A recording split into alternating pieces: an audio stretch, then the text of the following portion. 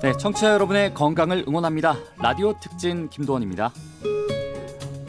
네, 오늘도 난임 부부 A씨는 점심시간에 가방에서 주사기를 꺼내듭니다. 난자를 키우기 위해 배에 주사를 깊숙이 찔러 넣습니다. 곳곳에 멍이 들어 눈가에 눈물이 맺히지만 이건 괜찮습니다. 사랑하는 아이를 볼 수만 있다면 언제쯤 우리 곁으로 올까? 이렇게 오랜 기다림이 될지 결혼 전에는 몰랐다고 하더라고요. 기약 없는 기다림, 대체 언제쯤 끝이 날까요? 네, 라디오 특진 오늘도 산부인과 전문의 신용원 과장님과 이야기 나눠보겠습니다. 과장님 안녕하세요. 네, 안녕하세요. 네, 오늘은 난임 특집 마지막 시간입니다. 마지막 방법이라고 봐야겠죠. 시험관 아기 시술법에 대해서 알아볼 텐데요. 어떤 방법이죠? 시험관 아기 시술, 정확히 이야기하면 체외수정 시술이라고 불려주는 그렇죠. 난임 치료의 마지막 방법입니다.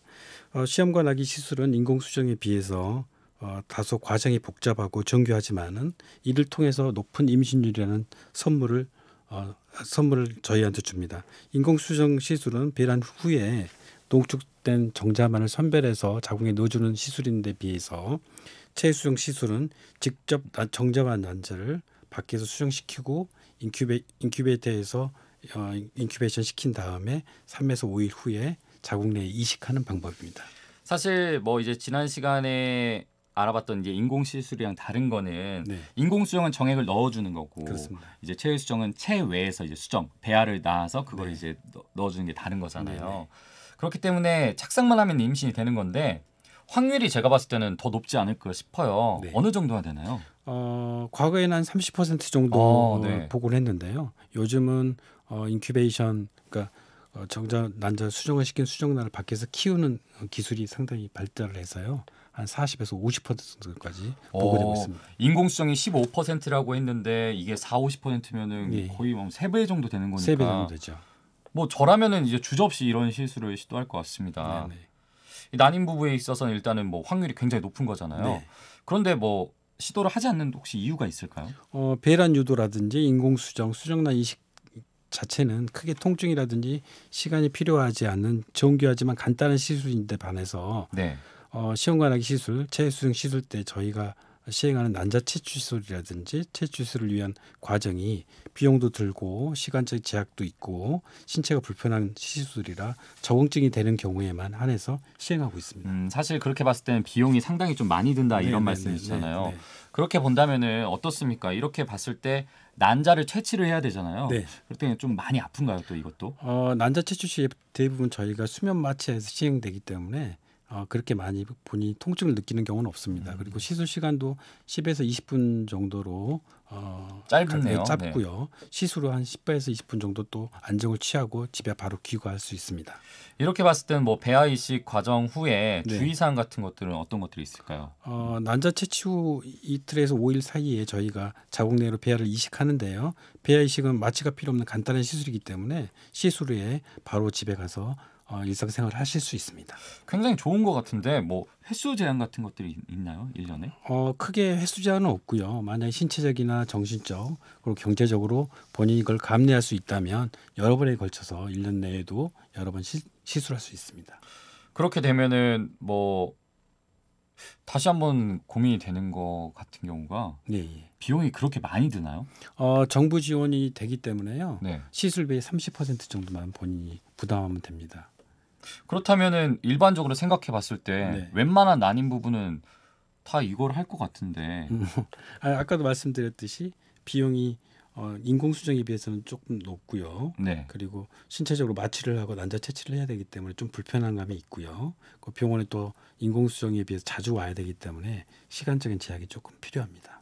그래도 40% 정도라면은 시도해 볼 만하지 않나요? 외국의 경우에는 체외수정 비율이 인공수정이라든지 이런 거에 비해서는 훨씬 높습니다. 저희 나라도 정부 지원이 조금만 더 횟수 지원이 된다면 체외수정을 더 많이 하는 게 옳은 방법이겠죠.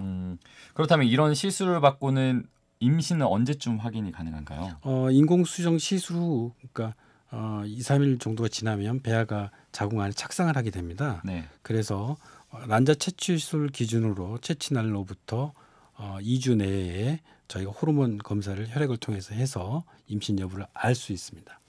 네. 난임 부부의 입장에서 이제 질문을 하나 드리고 싶습니다. 이 배아 이식 시에는 이제 수정된 여러 개의 배아를 뭐 넣어주는 거잖아요. 근데 네.